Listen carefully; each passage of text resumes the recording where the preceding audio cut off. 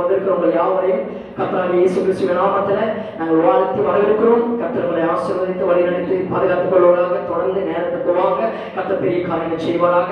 இன்றைக்கு வார்த்தை ஆதியாகமம் 13வது அதிகாரம் 14வது வசனத்துல இன்றைக்கு ரேமா வார்த்தை. ஆமென், ஹல்லேலூயா. இப்படியா சொல்ற இன்றைக்கு ரேமா வார்த்தை, நம்ம சபை பேர் ரேமாராய் மினிஸ்ட்ரி. இன்னைக்கு ரேமா வார்த்தை நமக்கு ஆதியாகமம் 13வது அதிகாரம் 14வது வசனம். யாராவது எடுத்தீங்களா? வாசிக்கிறீங்களா? இல்ல நான் வாசிக்கிறேன். 13:14.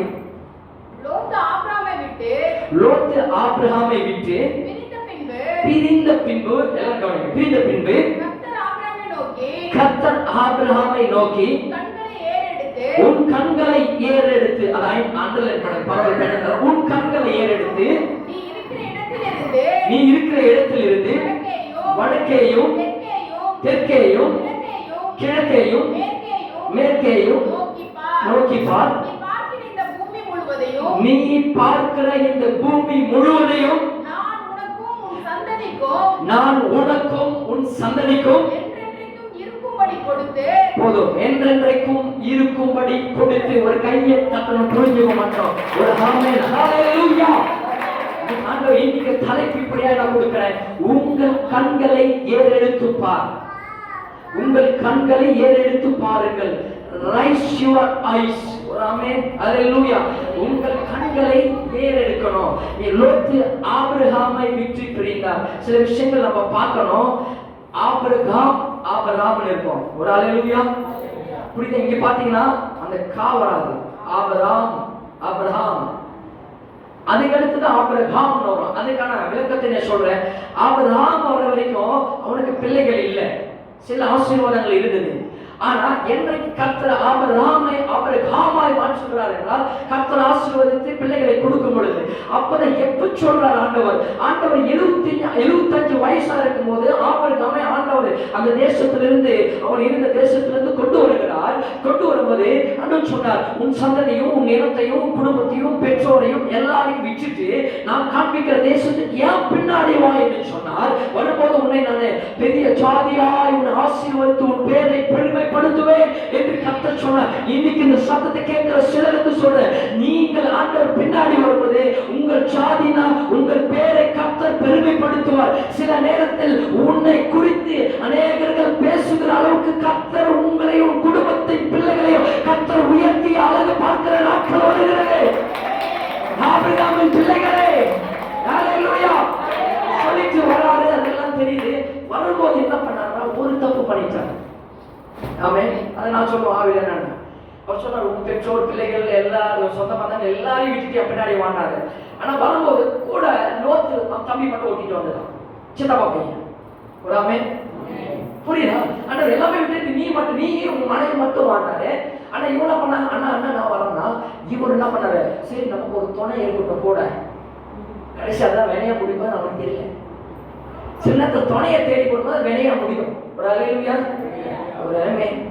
ஏதோ ஒரு காரியத்துல போகும்போதுதான் அது நமக்கு வினையா முடியுது. சில காரியங்கள் ஆண்டவர் சொல்ற சத்தத்துக்கு செவி கொடாமல் போகும்போதுதான் பிரச்சனை வேற விதமா முடிகிறது.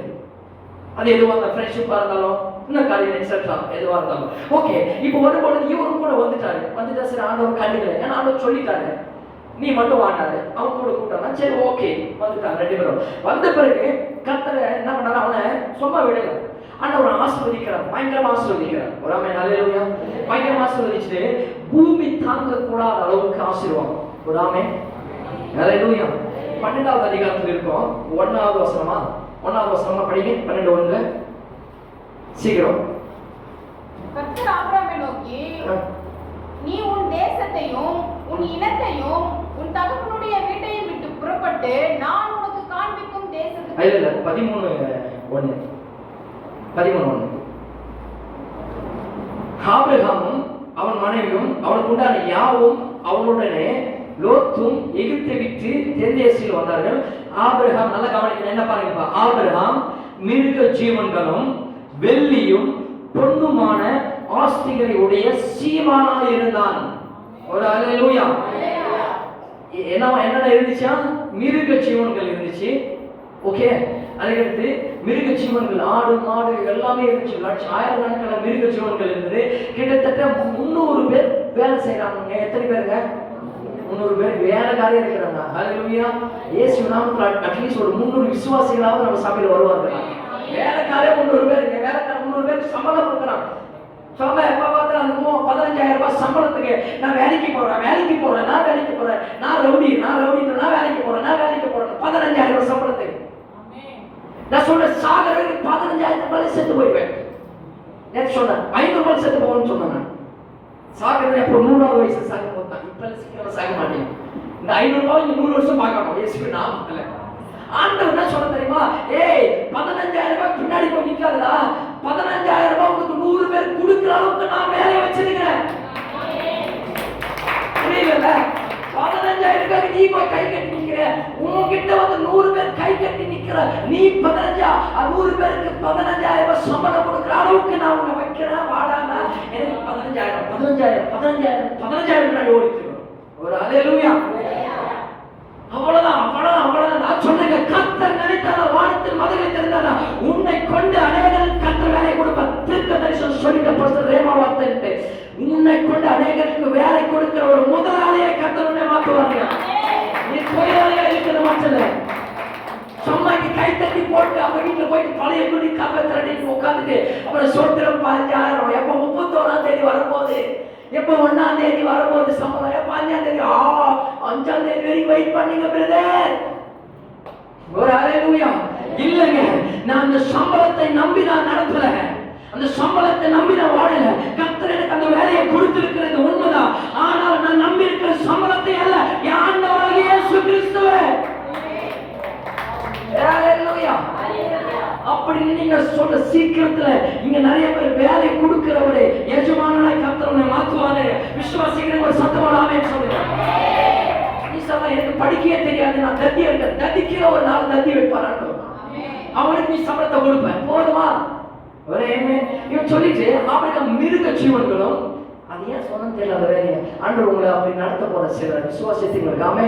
நீ சீக்கிரத்தை உங்க கீழே அட்லீஸ்ட் ஒரு 4 பேராவது வேலை உங்க கீழே செய்வாங்க. நீங்க சம்பளம் கொடுப்பீங்க. ஒரு அல்லேலூயா. வாயை பார்த்துட்டு வாயை தான் பார்க்கணும். ஒரு ஆமே. மிருக ஜீவன்களும் வெள்ளியும் பொண்ணுமான ஆசைகளுடைய சீமானா இருந்தான். பொண்ணு வெள்ளி அவங்ககிட்ட அவ்வளோ இருந்துச்சான். இன்னைக்கு விற்கிற விலையில பொண்ணு வாங்குற மாதிரி இருக்குது, இருக்கிறத காப்பாத்திக்கிற மாதிரி இருக்குது. ஆனா சொல்ற ஆண்டவர் நினைச்சாங்க சும்மா ஒரு சுரங்கத்தை உனக்காக ஏற்படுத்தி கொடுப்பாங்க. பொண்ணும் வெள்ளிய விளையிற தேசம் தான் ஆண்டவர். அந்த ஆபிரகாம் இது சாரி என்னது ஆதியாகமத்துல வருதுல அவர் பேர் திடீர்னு மறந்து போச்சு. ஒரு அல்லேலூயா. ஆதாம் பேருக்கு பாருங்க. ஆதாம் ஆண்டவர் சொல்றாரு 2வது அதிகாரம் 11வது வசனத்துல நான் படிக்கிற கவனிங்க. 1ஆம் ஆற்றுக்கு பைசோன் என்று பேர், அது ஆவில தேசம் முழுவதையும் சுற்றி ஓடும். அவ்விடத்திலே பொன் விலையோ, என்ன விலையோ, பொண்ணு பண்ண காரியங்கள் விலை. இந்த ஆண்டவர் நினைச்சாரு உன்னை சுத்திலும் பொண்ணால உன்னை நடத்துவாங்க. சும்மா தங்க வேணாம் வாங்கி நீ போட்டுக்கு உனக்கு பிடிக்கலாம் வாங்கி வெத்து வை, சேர்த்து வை. ஒரு அல்லேலூயா. உனக்கு வேணாம் எத்தனை யாருக்கு கொடுத்துரு. ஒரு சோத்திரம் ஆமே. நாளே சொல்ற கர்த்தர் உன்னை அப்படியாய் நடத்துவார். ஆபிரகாம் சொல்ற வெள்ளியும் பொன்னையும் உடைய சீமானா இருந்தானா. அதுக்கடுத்த வசனம் பாருங்க, மூஞ்சி சுடுக்கிற மாதிரி இருக்கும். என்ன வசனம்னா, அவன் தன் பிரயாணங்களிலே தெற்கே பெத்தேல் மட்டும் பெத்தேலுக்கு ஆயுக்கும் நடுவாக தான் முன்பு கூடாரம் போட்டதும் தான் முதல் ஒரு பலிபீடத்தை உண்டாக்கினதுமான ஸ்தலம் மட்டும் போனான். அங்கே ஆபிரகாம் கர்த்தருடைய நாமத்தை தொழுது கொண்டான். ஆபிரகாமுடைய வந்த லோத்துக்கும் ஆடு மாடுகளும் கூடாரங்கள் இருந்துச்சு. யாரு கூட வந்த வசனம் தெளிவா சொல்லுது, ஆபிரகாமோட ஒட்டி கொண்டு வந்த பாலை பிடிச்சிட்டு வந்த. கரெக்டா கவனிக்கிறீங்களா? ஆபிரகாமுடனே வந்த லோத்துக்கும் ஆடு மாடுகளும் கூடாரங்களும் இருந்தன. அவர்கள் ஒருமித்து குடியிருக்க அந்த பூமி அவர்களை தாங்க கூடாது இருந்தது. அவருடைய ஆசை மிகுதியாயிருந்தபடினால் கர்த்தர் அவர்கள் ஒருமித்து வாசம் பண்ண ஏதுமில்லாமல் போயிற்று. அல்லேலூயா. நல்லா கவனிக்கணும். திரும்ப இந்த வசனத்தை நான் வேற ட்ராக்ல போறேன், கொஞ்சம் கவனிங்க. அவர்கள் ஒருமித்து குடியிருக்க அந்த பூமி அவர்களை தாங்கக்கூடாது இருந்தது. ஏன் தாங்கக்கூடாது இருந்ததுன்னா அவர்களை தாங்கக்கூடாது இருக்கான காரணம் அவருடைய ஆஸ்தி மிகுதியா இருந்தபடினால். அவ்வளவு ஆஸ்தி இருந்துச்சுங்க. ஒரு அல்லேலூயா. சும்மா கிறிஸ்துவ உட்கார்ந்துட்டு சோத்திரம் வந்து அன்றைய வார்த்தைக்கு செவி கொடுக்காம கேட்காம நான் வேலை பின்னாடி ஒரு நாய் பின்னாடி ஒரு அங்க ஓடிட்டு கடைசி வரைக்கும் 100 மணி செத்து போறமே. நீ சொல்ற ஆபிரகாமுடைய சந்ததி நாம. ஹalleluya. நான் சொல்ற ஒவ்வொருத்தருக்கும் அந்த அபிஷேகத்தையும் ஐஸ்வரியத்தை கர்த்தர் வைத்திருக்கிற அவன் சம்பாதித்தது நமக்காக. இன்னைக்கு அந்த ஆசி சக்தி இன்னைக்கு நமக்கு இருக்கணும். பரிசுத்தம் வேணும், ஜெபம் வேணும், கர்த்தர் வேணும், எல்லாமே வேணும். ஆனா ஆசீர்வாதம் உள்ளவர்களா இருக்கணும். வீடு இல்லைன்னா சீக்கிரமா வீடு கட்டி முடிக்கணும். கார் இல்லைன்னா சீக்கிரமா காரை வாங்கி முடிக்கணும். இடம் இல்லைன்னா சீக்கிரமா இடத்தை வாங்கணும். என்னத்தை வாங்கணும், எதை செய்யணும் செஞ்சு ஒரு ஆசையை நாம் சேர்த்து வைக்கணும். இதுதான் ஆபிரகாமுடைய சந்ததி ஆசீர்வாதம் நம்ம மேல இருக்கிறது. சொல்லிட்டாங்க இங்க வந்து பரலோகத்தில சேர்த்து வைப்போம். இங்க பூச்சி துரும்பு எல்லாம் பிடிச்சிடும். அங்க எதுவுமே இல்லை, பொண்ணு அங்க சேர்த்து வைப்போம் சொல்லிட்டு இங்க ஒண்ணு இல்லை. நாடோடிகளை ஓடாந்திரியா இருக்கக்கூடாது. நல்ல கர்த்தருக்குள்ள வாழணும். அபிஷேகத்தோடு மட்டும் இல்ல, ஐஸ்வர்யத்தோட வாழணும். ஐஸ்வர்யம் கனமும் கர்த்தருடையது. கர்த்தருடைய ஆசீர்வாதமே ஐஸ்வர்யத்தை கொண்டு வரும். அதனோட வேதனை கொண்டு மாட்டார். ஏன் நீங்க வேலைக்கு போற கஷ்டப்பட்டு சம்பாதிக்கிற வேதனை வருது, வியாதி பிரச்சனை கஷ்டம் கடன் பிரச்சனை வருதுன்னா அது கர்த்தர் கொடுக்கிற ஆசீர்வாதம் இல்லை. நம்மளே ஓடி ஓடி போயிட்டு இருக்கிறோம். ஹல்லேலூயா. இன்னைக்கு ஒருத்தர் சொல்றா இன்னைக்கு நீ வேலைக்கு வரலன்னா உங்களுக்கு வேலையே கிடையாதுன்றா. ஆண்டவர் சொல்றாரு இன்னைக்கு நீ சபைக்கு வரணும்ன்றாரு. எதை முடிவு எடுப்போம்? வேலையை போச்சுன்னா நான் என்ன பண்ணல, அடுத்த வேலைக்கு சோறு வேணும், வேலைக்கு போவோம், முடிஞ்சு போச்சு. அதனோட தரித்திரம், ஐஸ்வர்யத்தை, வேதனை, கஷ்டங்கள் எல்லாம். இந்த வேலை எனக்கு இருந்தாலும் சரி இல்லைனாலும் சரி, என்னை அழைத்த தேவன் உண்மையுள்ளவர் அவர் பின்னாடி போனா அது மாதிரி 10 பேருக்கு வேலை கொடுக்கிற அளவுக்கு கர்த்தர் உன் கருத்தை உயர்த்துவார். நான் சொல்றேன் கர்த்தர் சத்தத்தை கேட்காத வரைக்கும் நீ ஒத்தையிட்டு கையேந்தி நிற்ப. கர்த்தருடைய சத்தத்தை கேட்க ஆரம்பிச்சுனா நீ 10 பேர் கொடுக்கிற உன் கரம் இப்படி, இந்த கரம் இப்படி மாறும். இப்படி ஏந்தின கரங்கள் கொடுக்கிற கரமாய் கர்த்தர் மாற்றுவார். ஹல்லேலூயா. இந்த சத்தம் கேட்கணுங்க. ஆமென் ஆமென். அப்போ பூமி தாங்காத அளவுக்கு ஆஸ்திய ஆண்டவர் ஆபிரகாமுக்கு கொடுத்தார். அவன் 1 கோடீஸ்வரன், பரம்பரை கோடீஸ்வரன் கிடையாது. வரும்போது ஒண்ணுமே இல்லாம கூட பொண்டாட்டி கூட்டிட்டு வந்தான், அவ்வளவுதான். இவன் கூட ஒட்டிட்டு இவன் கூட ஓடி வந்துட்டான் லோத்து. நான் சொல்றேங்க அவனுடைய ஆசீர்வாதம் என்ன நடக்குதுன்னா அவன் தாங்கல, அவன் கூட வந்தவனுக்கு ஆசீர்வாதம் மிகுதியா இருந்தது. ஹல்லேலூயா. இதுதான் ஓவர்ஃப்ளோயிங் அனாயிண்டிங். இதுதான் நிரம்பி வழிகிற அபிஷேகம். ஒரு அபிஷேகம் நிரம்பிச்சுன்னா கூட இருக்கிறவங்களையும் நிரப்பணும். ஒரு ஆமென் ஹல்லேலூயா. இன்னைக்கு கர்த்தர் உன்னை ஆசீர்வதிச்சார்னா உங்க இடம் முழுவதும் ஆசீர்வாதம் இருக்கணும். இடம் முழுவதும் அந்த தேவ பிரசன்ன வல்லமை அபிஷேகம் இருக்கணும். ஹல்லேலூயா. ஒரு சென்ட் கம்பெனிக்குள்ள போயிட்டீங்கன்னா அந்த சுற்றில இடம் இருக்கிற எல்லா சுற்றிலும் அந்த வாசனை இருக்கும். உள்ள மட்டும் இருக்காது, வெளியும் அந்த வாசனை இருக்கும். பேக்கரி இருக்கிற இடத்துல போனீங்கன்னா வெளியில அந்த வாசனை இருக்கும். ஒரு ஆமென் ஹல்லேலூயா. அத மாதிரி கடவுளுடைய பிள்ளைகளுக்குள்ள ஆசீர்வாதம் சுற்றி இருக்கிறவர்களை தாக்கணுங்க. இவன் லோத்து ஒண்ணுமே இல்ல, ஆண்டவருக்கு நம்பிக்கை கிடையாது, ஆண்டவர் மேல விசுவாசம் கிடையாது. ஆனாலும் ஆண்டவர் பிள்ளையா இருக்கிற ஆபிரகாம் பின்னாடி ஓட்டிக்கிட்டு வந்தா அவனையும் கர்த்தர் சீமானாய் மாற்றினார். இன்னைக்கு நான் சொல்ல சிலர் ஏன் நீங்க நினைக்கலாம் என்னையும் கர்த்தர் ஆசீர்வதிக்கிறாருன்னு, யாரோ ஒரு ஜெபத்தினாலும் வண்டி ஓடிச்சு. ஆபிரகாம் ஜெபத்தினால் லோத்துகளே, ஆபிரகாம் ஜெபத்தினால வண்டி ஓடுது. ஒரு ஹல்லேலூயா. இப்போ உங்களுக்கு சொல்றேன் ஆபிரகாமோடு இருக்கிற வரைக்கும் நான் உனக்கு அந்த மரியாதை அந்த வண்டி ஓடும். ஹல்லேலூயா. லோத்து சொல்ற ஓகே இப்போ இவங்க பூமியை தாங்க கூடாத அளவுக்கு ஆசீர்வாதத்தை கர்த்தர் கொடுத்தாரு. நம்ம நேரத்துக்கு வருவோம். லோத்து ஆபிரகாமை விட்டு பிரிந்த பின்பு 14வது வசனத்துல லோத்து ஆபிரகாமை விட்டு பிரிந்த பின்பு ஆண்டவர் சொல்றாரு இதெல்லாம் சம்பவம் நடக்குது. என்னென்ன நடக்குதா? லோத்து ஆபிரகாம் ஆசி மிகுதியான பூமி தாங்கல. ஆபிரகாமுடைய மேய்ப்பருக்கும் லோத்துடைய மேய்ப்பருக்கும் வாக்குவாதம் வந்துருச்சு, சண்டை வந்துருச்சு.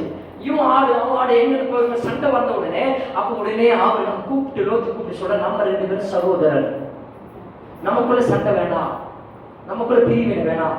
ஒன்று என்ன பண்ணோம், நம்ம 2 பேரும் நல்ல முறையில் சமரசமாய் பிரிந்து போயிடுவோம் அப்படின்னு சொல்லிட்டு சொல்றாரு. நீ கிழக்க போனா நான் மேற்கே போறேன், நீ வந்து மேற்கே போனா நான் கிழக்கே போகிறேன் அப்படின்னு சொல்லி நீ வலதுபுறத்தில் போனா நான் இடதுபுறம் போறேன், நீ இடதுபுறத்தில் போனா நான் வலதுபுறத்தில் போறேன்னு ஆபிரகாம் சொல்றாரு. உடனே லோத் என்ன பண்ணா அப்பனா சந்தோஷமா இவங்க கூட இருக்குது, நம்ம தனியா போய் தனியா ராஜ்யத்தை நம்ம ஆளலாம், நம்ம தனியா போய் நம்ம ஏதோ சாதிக்கலாம் சொல்லிட்டு சில நேரத்தில் என்ன பண்ணனா உடனே இவன் அண்ணன் கிட்ட பார்த்து ஆபிரகாம் கிட்ட பார்த்து என்ன சொல்றான், உடனே அவன் சொன்னா ஓகே நான் நம்மளை விட்டு பிரிந்து போறோம்னா, அப்போ கர்த்தருடைய இந்த காரியங்கள் அவன் பேசும்பொழுது அவன் சொல்றான், இவன் பார்க்கிறான் நல்லா பசுமையா இருக்கிற ஒரு சோதர் குமாரனா பட்டணம் இருக்கிறது, நல்லா பசுமையா வாழ் செழுமையா நல்லா பார்க்கிற பார்வை கருமையா இருக்கிற சமபூமியா இருக்கிறது. அல்லேலூயா. அப்ப சமபூமியா இருக்கிறது, பசுமையா இருக்கிறது. அங்க பாத்தீங்கன்னா நல்ல ஒரு வல்லமை மிக்க ஒரு தேசமா இந்த இடத்துல இருக்கிறது. பார்த்தவன் நான் அங்க போறான்ட்டான். அல்லேலூயா. அண்ணன் திரும்பி பார்க்கறான், மேடு பள்ளம் காஞ்சி கருவோடா இருக்குது, வனாந்திரமா இருக்குது, ஒண்ணுமே இல்லை. கொஞ்சமாவது அவன் மனசாட்சி வந்திருக்கனால அண்ணனால தான் நீங்க ஆசீர்வாதமா இருக்கிறாங்க. அண்ணன் தான் நம்ம கூட்டு கொண்டு வந்தோம். நீங்க இவ்வளவு ஆஸ்தியோட பூமி தாங்காத அளவுக்கு ஆஸ்தி இருக்குது. அட்லீஸ்ட் அண்ணன் பேச்சு கேட்கணும். இல்ல பாதி உனக்கு பாதி எனக்குனாவது இந்த சமபூமியை பிரிச்சிருக்கான். நல்லதெல்லாம் பார்த்துட்டு நான் இந்த பக்கம் போறேன்னு சொல்லிட்டு அவன் எப்படி போனா என்னன்னு அவன் நினைச்சான். ஒரு அல்லேலூயா. சில நேரங்களில் இந்த பிரிவினை எப்போ வந்தது தெரியுமா? ஆண்டவர் சமயம் ஆண்டவர் ஒன்றை விட சொன்னால் நீங்க அதை விடணும். அல்லேலூயா. சிலரை விட்டு விலக சொன்னா அதை நீங்க விலகணும். ஏன் ஆண்டவர் எதுக்கு ஆண்டவர் அவர்கிட்ட நீங்க கேள்வி கேட்க கூடாது. ஏன்னா உங்களுடைய நல்லத்துக்காக தான் இருக்கும். ஒரு ஆமென் சொல்லுங்க. அல்லேலூயா. கர்த்தருடைய திட்டம் எங்க சிலரை விட்டு நீங்க பிரிறீங்களோ, இல்ல சிலர் ஆண்டவர் விட சொல்றாங்க விடுறீங்களோ, அன்னைக்கு தான் உங்க வாழ்க்கை தொடங்க ஆரம்பிக்கும். அல்லேலூயா. ஞாயிற்றுக்கிழமை சபைக்கு வா, மற்றதெல்லாம் விடுன்ற ஆண்டவரே, அதை நீங்க என்னைக்கு விடுறீங்களோ அன்னைக்கு தான் வாழ்க்கை தொடங்க ஆரம்பிக்கும். ஆமென். ஹல்லேலூயா. அப்போ இவனை விட்டு இவன் பிரிறாங்க. பிரிஞ்ச பிறகு மீதியான ஆபிரகாம் கானானை தேர்ந்தெடுக்கிறான். ஆமென். தேர்ந்தெடுக்கிறான். ஆனா அது ஆண்டவர் மேடு பள்ளமா இருந்தால் பாலத்தேன் ஓடுகிற தேசமா இருக்கிற ஒரு தேசம். பார்க்கறதுக்கு அது பசுமையா இருக்காது, செழுமையா இருக்காது, மேடு பள்ளமா இருக்கும். ஆனா அதுக்குள்ள ஆண்டவர் ஒரு காரியத்தை வச்சிருக்கார். பிரிந்த பின்புதான் கர்த்தர் ஆபிரகாமுக்கு தரிசனமாகிறார். ஒரு ஹல்லேலூயா. சில உறவுகளை, சில காரியங்களை நீங்கள் பிரிந்தால்தான், சிலருடைய ஆலோசனைகளை விட்டு நீங்கள் விலகினால்தான், சில சூழ்நிலைகளை அவர் கேட்கிற சொல்லுகிற ஆலோசனையை விட்டு நீங்கள் பிரியும் பொழுதுதான் கர்த்தர் தரிசனத்தை கொடுப்பார். அல்லேலூயா.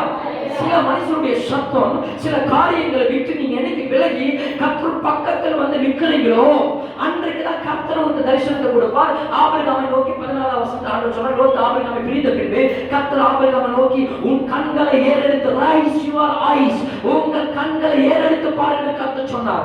அப்படின்னா அர்த்தம்னா மேல் நோக்கி பார்க்க சொன்னார், கீழே பார்க்க சொல்ல, மேல் நோக்கி பார். அப்ப சொல்லிட்டு லாங் விஷன் ஆண்டவர் ஒரு தரிசனத்தை கொடுக்கிறேன்னு சொன்னார். நீ பார்க்கிற இந்த பூமி முழுவதையும் நான் உனக்கு சொந்தமாய் தருகிறேன் என்று கர்த்தர் சொன்னார். நான் சொல்றேன், ஆண்டவருக்குள்ள வந்துட்ட பிறகு ஆண்டவருடைய வார்த்தை கேட்டு நீ பார்க்கிறதெல்லாம் கர்த்தர் உனக்கு கொடுப்பாருங்க. பரிசுத்தமானவைகளை, கர்த்தருடைய சுத்தமானவைகளை, கர்த்தருடைய திட்டமானவைகளை கர்த்தர் கொடுப்பார். ஆண்டவர் அந்த கீழ் நோக்கி பார்க்க சொல்ல, நீ கீழே நோக்கி பார்த்தனா பிசாசை பார்க்கிறேன்னு அர்த்தம். உனக்கு கீழே பிசாசு இருக்கிறான். நரகம் கீழே இருக்கிறது, சொர்க்கம் மேல இருக்கிறது. அல்லேலூயா. நான் சொல்றது புரியுதா? கீழே பார்த்தீங்கன்னாவே நீங்க பிசாசை பார்க்கறீங்களா அர்த்தம். நான் இன்னைக்கு உங்களை பார்த்து சொல்றேன், இந்த தினத்துல நீங்க எதை குறித்தும் நீங்க மேலதான் பார்க்கணும். ஆண்டவர் சொல்றாரு, பிசாசு இப்போ சில நேரத்துக்கு இன்னைக்கான வருமானம், இன்னைக்கான சுகம், இன்னைக்கான ஆஸ்தி, இன்னைக்கான வேலை, இதுக்காக நம்ம இன்னைக்கான காரியங்களை குறித்து நம்ம கீழே பார்த்துட்டு இருக்கிறோம். ஏன்னா உடனே கீழே கிடைக்கும். பணம் கையில இப்ப இருக்குதுன்னு வச்சுங்க, இப்போ ஒரு என்கிட்ட ஒரு 50 ரூபாய் காசு இருக்குது, உடனே கீழே தெரியும். ஒரு அம்மை ஹல்லேலூயா, இது கீழே பார்த்துட்டு இருக்கோம். ஆனா மேல கர்த்தர் வச்சிருக்கிறது உனக்கு தெரியாது. ஆனா அது கொஞ்சம் லேட்டா கிடைக்கிறதுக்கு அது தூரத்தில் இருக்குது. அப்ப நீங்க நாளைய தினத்திற்காக காத்திருப்பதுதான் மேல் நோக்கி பார்க்கிறது. இன்னைக்கு வயிற்றுக்கு சாப்பாட்டுக்காக பார்க்கறது இல்ல. அப்ப மேலனா நீங்க பார்க்க வேண்டியது கீழே. அதான் சொல்றாரு, உன் கண்களை ஏறெடுத்து பாருங்க. கீழே பார்த்தனா அது வனாந்தரமா தான் இருக்கும், கீழே பார்த்தனா அது மேடு பள்ளமா தான் இருக்கும், கீழே பார்த்தனா பசுமை இருக்காது, கீழே பார்த்தனா செழுமை இருக்காது, கீழே பார்த்தனா ஆசீர்வாதம் இருக்காது, கீழே பார்த்தா ஒண்ணுமே இருக்காது. அந்த கண்கள் கொஞ்சம் தூரத்துல ஏறெடுத்து பார், அங்க பாலும் தேனும் ஓடுகிற கானானை உனக்காக நான் ஆழ்த்து படித்து வச்சிருக்கிறேன். ஹல்லேலூயா. ஆமென். இங்க என்ன நடந்துச்சுன்னா, நான் நிறைய முறை சொல்லியிருக்கேன், இங்க என்ன நடந்துச்சுன்னா, இந்த லோத் என்ன பண்ணா, அப்பதான் அந்த ஆடு மாடு மேய்க்கிறவங்களால உங்களுக்கு தெரியும், கேள்விப்பட்டிருக்கீங்க. ஆடு மாடு என்ன பண்ணனா கொஞ்சம் பார்க்கறதுக்கு பசுமையா தெரியும், அந்த இடத்துல ஒரே ஓட்டம் ஓடும். சில நேரத்தில் நேர கூட வீட்டுல பிள்ளைகள் இருக்கிற மாதிரி தெரியும். கரெக்டா? பார்க்கறதுக்கு லேசா தெரியுமா இருக்கு. அங்க ஓடி போய் பார்த்தாலும் தெரியும், கிட்ட போனப்ப தெரியும், மொத்தம் காஞ்சி கருவாடா இருக்கும், ஒண்ணுமே இருக்காது. ஆனா நம்ம பார்க்கும்போது சிலது அங்க ஒண்ணுமே பசுமை இல்லாத மாதிரி இருக்கும் தூரத்துல. ஆனா கிட்ட போய் பார்த்தா அங்க பசுமை இருக்கும், செழுமை இருக்கும். ஒரு ஆமென் ஹalleluya. இப்படி என்ன நினைச்சா லோத்து ஆபிரகாமை கூட இருக்கிற வரைக்கும் ஆசீர்வாதம் மட்டும்தான் அவனுக்கு இருந்துச்சு. ஒரு ஆமென் ஹalleluya சொல்லணும். ஆபிரகாம் லோத்து ஆபிரகாமோடு இருந்தாங்க. அது வரைக்கும் ஆண்டவர் ஆசீர்வாதத்தை கொடுத்தாரு. இன்னைக்கு சில நேரத்தில் நம்ம சபைக்கு வரோம், அதனால சில ஆசீர்வாதம் ஆண்டவர் கொடுக்கிறார். சபைக்கு வரோம், ஆண்டவர் சில காரியங்கள் உங்களுக்கு செய்யறார். இது பர்மனன்ட் கிடையாது. ஆனா என்னைக்கு அவனை விட்டு பிரிந்து வரணும் ஆபிரகாமே, அன்றைக்கு தான் சாபத்திலிருந்து பாவத்திலிருந்து அழிவிலிருந்து இவன் விலகி வருகிறான். இவனுக்கு தொடர ஆரம்பிக்கிறது. ஆமென் ஹalleluya. மத்தேயு 6:22 சொல்லப்பட்டிருக்கிறது, கண்ணானது சரீரத்தின் விளக்காய் இருக்கிறது, உன் கண் தெளிவா இருந்தாலும் சரீரம் முழுவதும் வெளிச்சமா இருக்கும். அப்ப நம்ம பார்க்கிற கண்ணுல ஒரு தெளிவு இருக்கணும். அப்ப ஆண்டவர் சொல்றாரு, அவன் பார்த்ததெல்லாம் வேற விதமாய் பார்த்தான், ஆபிரகாம் பார்த்தது வேற விதமாய் பார்த்தான். ஆமென் ஹalleluya. தாவீதுக்காரன் இப்படியே சொல்லுகிறான், சங்கீதம் 121:1, எனக்கு ஒத்தாசை வரும் பர்வதங்களுக்கு நேராய் என் கண்களை ஏறெடுத்து பார்க்கிறேன் என்று அவன் சொல்லும் பொழுது, அவன் என்னுடைய ஒத்தாசை வானத்தையும் பூமியை உண்டாக்கின கர்த்தரிடத்திலிருந்து தான் வரும். இந்த மனுஷனிடத்திலிருந்து, எந்த மக்களிடத்திலிருந்து, எந்த வேத எஜமான இடத்திலிருந்தோ, எந்த யாருக்கிட்ட எனக்கு ஒத்தாசை உங்ககிட்ட இருந்தல்ல அவர்கிட்ட இருந்து வரும்.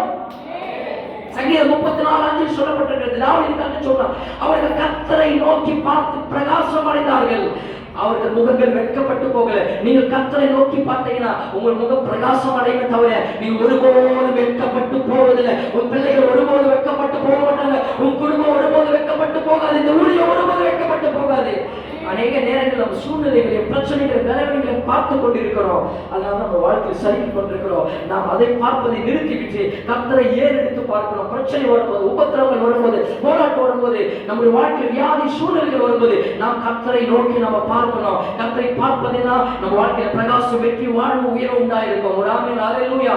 அப்ப நான் சொல்றேன், ஆபிரகாமோடு இருக்கிற வரைக்கும் தான் லோத்துக்கு ஆசீர்வாதம். ஆபிரகாமை விட்டு பிரிந்தா பாத்தீங்களா, அன்றைக்கு ஆண்டவர் அந்த சோதோம் குமார பட்டணத்தை எரித்து சுட்டெரித்து அழித்து போட்டார். ஒருவரும் அங்க மிஞ்சி இல்லை. ஒரு ஹalleluya. புரியுதா? செழுமையான தேசம், ஆனா அந்த தேசம் ரொம்ப பாவம் நிறைந்த தேசம். ஒரு ஹalleluya. ஆண்டவருக்கு பிரியம் இல்லாத காரியங்கள் இருக்கிற தேசம். அந்த தேசத்துல ஆண்டவர் அங்க வாசம் பண்ணல. சோதம் குமாரா என்பது அந்த லோத்தை அவன் தேர்ந்தெடுத்தான். அந்த மக்கள் இருந்தாங்க, குடிநுடி ஜனங்கள் இருந்தாங்க, தேர்ந்தெடுத்தான். ஆனா அந்த இடத்துக்கு கர்த்தர் இல்லை. அங்க சாபம் இருந்தது, பாவம் இருந்தது, அங்க அழிவு இருந்தது. ஆனா அங்க கர்த்தர் இல்லை. இங்க இவன் தேர்ந்தெடுத்தா மட்டும் ஆபிரகாம், அங்க எதுவுமே இல்லை, ஆனா கர்த்தர் இருந்தாங்க. ஒரு ஆமென் ஹalleluya. அங்க செல்வம் இல்லை, செழிப்பு இல்லை, ஆசீர்வாதம் இல்லை, மக்கள் இல்லை, ஜனங்கள் இல்லை, ஆனா கர்த்தர் இருந்தாரு. சோதோம் குமார பட்டணத்தை கர்த்தர் அழித்து போட்டாரு. ஆனா ஆபிரகாமை ஆண்டவர் அப்பதான் சொன்னாரு, உன் கண்களை ஏறெடுத்து பாரு, எல்லாவற்றையும் தரான்னு சொல்லிட்டு வானத்தை அண்ணாந்து பாரு, பூமியை என்ன மணல், என்ன கூடமானால் என்ன, வானத்தில் இருக்கிற நட்சத்திரங்களை என்ன கூடமானால் என்ன, உன் சந்ததை எப்படி பெருக்க பண்ணுவேன்னு சொல்லிட்டு அவன் கணவன் மனைவி 2 பேர் இருக்கிறாங்க, 300 வேலையாட்கள் இருக்காங்க. இவங்களை வைத்து ஆண்டவர் இந்த தேசத்தையே அவனுக்கு பிள்ளைகளாய் கர்த்தர் கொடுத்தார். ஒரு ஆமென் சொல்லுங்க ஹalleluya. இன்னைக்கு நான் சொல்றேன், அவன் ஆபிரகாமை விட்டு பிரிந்து போன பிறகு இந்த லோத்து சந்ததியே அழிந்து போய்விட்டது. லோத்து மனைவி உப்பு தூணாய் மாறி போய்விட்டார். அந்த சோதோம் குமார பட்டணத்தை கர்த்தர் சுட்டி எரித்து அக்கினியால் சுட்டி எரித்தார். அதுபோல இனி யாருக்கும் நடக்கக்கூடாது என்று கர்த்தர் சொன்னார். அப்படிப்பட்ட ஒரு பேரழிவு வந்தது. என்ன தெரியுமா? கர்த்தருக்குள்ள இருக்கிற வரைக்கும் நாங்க அவனுக்கு பாதுகாப்பு. நான் சொன்ன இந்த சபைக்கு வர வரைக்கும் தான் சபையில தேவ பிரசன்னத்தின் பாதுகாப்பு உங்களுக்கு உண்டா இருக்கும். சபையை விட்டு விலகி வேற காரியங்கள் நீங்க போகும்போது உன் வாழ்க்கை ரொம்ப கையுள்ளதா இருக்கும். எச்சரிக்கையாக உங்களுக்கு நான் பார்த்து சொன்னேன், பயமுறுத்துவதற்காக இல்லை. ஆண்டவரை தேடுற வரைக்கும், ஆண்டவருடைய சபையில இருக்கிற வரைக்கும் நான் உங்களுக்கு பாதுகாப்பு.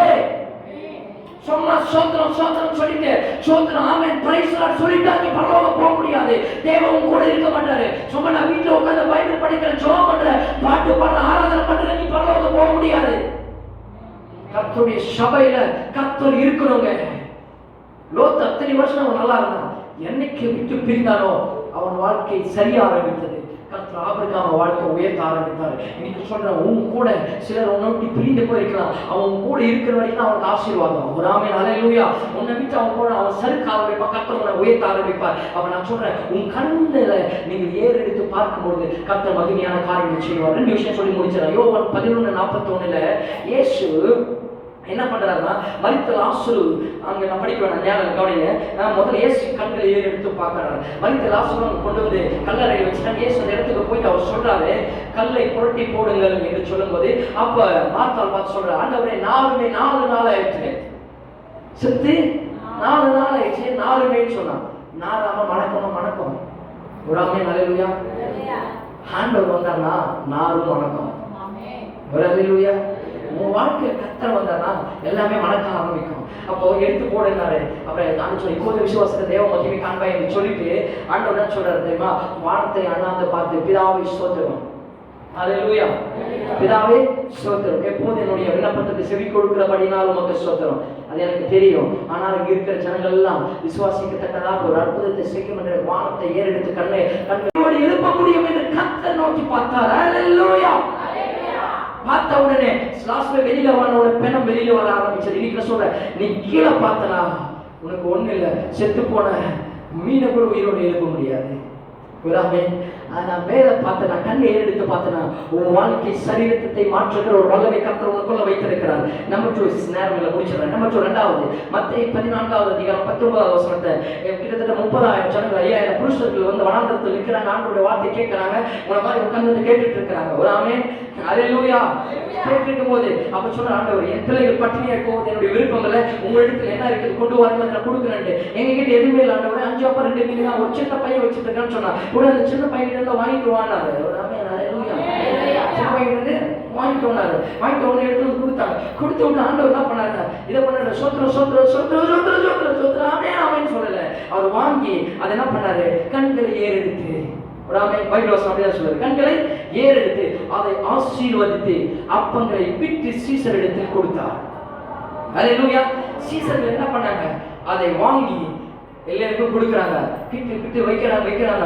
5,000 10,000 20,000 20,000 25,000 27,000 28,000 29,000 30,000 கிட்டத்தட்ட 30,000 பேர் கொடுத்து எல்லாம் சாப்பிட்டு அப்படி நல்லா ஒரு ஏப்பம் வந்தது.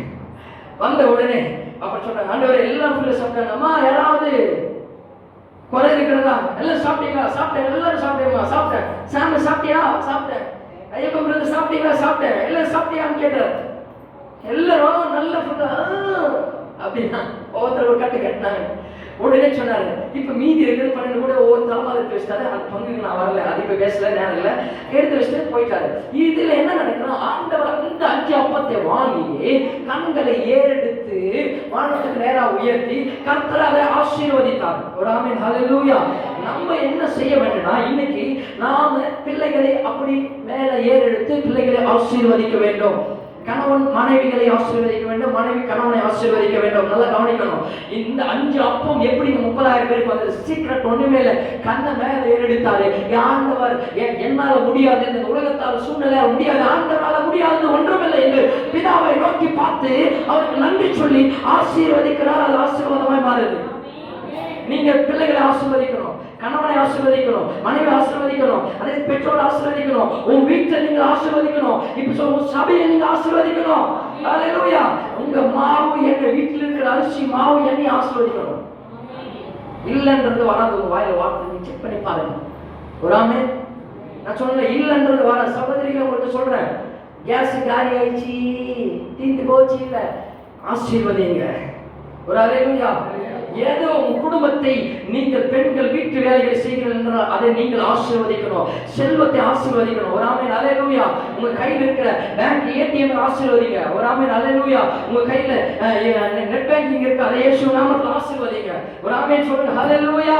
நான் சொல்றேன், இன்னைக்கு உங்க வாயில பர்ஸ் இருக்கிறத பர்ஸ் ஆசீர்வதிங்க, பீரோ இருக்கிறத பீரோ ஆசீர்வதிங்க. ஆசீர்வதிக்கும் போது ஒன்றும் இல்லாதது குறையை கர்த்தர் ஆசீர்வதிக்கிற தெய்வம், கொஞ்சத்தை கர்த்தர் பெருக பண்ணுகிற தெய்வம். ஆமென். ஹல்லேலூயா. 5 கொஞ்சம் அப்பம் 2 மீன் கொஞ்சம் மீன், இதை ஆண்டவர் 30,000க்கு பெருக பண்ண முடியல. உங்ககிட்ட இருக்கிற அந்த 5,000 ரூபாய், உங்ககிட்ட இருக்கிற அந்த 50,000 ரூபாய், உங்ககிட்ட இருக்கிற அந்த 5 லட்சம் ரூபாய் கொண்டு கர்த்தர் 1000 மடங்கு ஆசீர்வதித்து ஒரு பிசினஸ்லயோ ஒரு ஊழியத்தையோ ஒரு காரியத்திலோ கர்த்தர் பெருக பண்ணி உன்னை உயர்த்தி வாழ வைக்க தெய்வம் வல்லமையுள்ள தேவன். ஹல்லேலூயா. சும்மா 5 ரூபாய் தான் இருக்குது. ஒரு ஆமென். இப்ப வந்து ஆண்டவரே இந்த 50 ரூபாயை ஆசீர்வதிங்க. ஒரு ஹல்லேலூயா. ஆண்டவரே ஏறெடுத்து பார்த்து சொல்ற, இந்த 50 ரூபாயை ஆசீர்வதிங்கப்பா. ஒரு ஆமென். நான் சொல்றேங்க, உங்ககிட்ட என்ன இருக்கிறது அவ்வளவுதான். அந்த கணவனா ஹல்லேலூயா, இது உதவாது, ஆசீர்வதிங்க. அந்த மனைவியா, அவ்வளவுதான், என்னால முடியல, ஆசீர்வதிங்க. அந்த பிள்ளைகளா, உருப்படாது, ஆசீர்வதிங்க. பெற்றோர், அந்த பெற்றோர் நான் எங்காவது பிறந்திருக்கலாம், எங்கேயும் பிறந்துட்டேன், அந்த பெற்றோர் ஆசீர்வதிங்க. பிள்ளைகள் அல்லேலூயா. நீ நீ ஆசீர்வதிக்கிறவர்களை நான் ஆசீர்வதிப்பேன் என்று சொன்னார் கர்த்தர். உன்னை ஆசீர்வதிக்கிறவர்களை நான் ஆசீர்வதிப்பேன் சொன்னார். அல்லேலூயா. நீங்கள் ஆசீர்வாதத்தின் பிள்ளைகளாய் இருக்கிறீர்கள். இன்றைக்கு நான் சொல்றேன், எழுந்து நின்று நாம் ஜெபம் பண்ணி முடிக்க போகிறோம். கர்த்தர் உங்களை ஆசீர்வதிக்கும் பொழுது ஆண்டவர் உங்களுடைய ஆசீர்வாதம் உங்கள் மேல வந்து தங்கி இருக்கும். ஆமென். அல்லேலூயா. அப்ப இன்னைக்கு எல்லாவற்றையும் நீங்க பக்கத்தில் இருக்கிற தலைமையில கையை வச்சு சொல்லுங்க, என் மேல கண்ணையை எடுத்து பார்த்து நான் ஆசீர்வதிக்கிறேன்னு சொல்லுங்க. அல்லேலூயா. யாரா இருந்தாலும் பக்கத்துல தலைமையில கையை வச்சு சொல்லுங்க, பக்கத்தில் இருக்கிற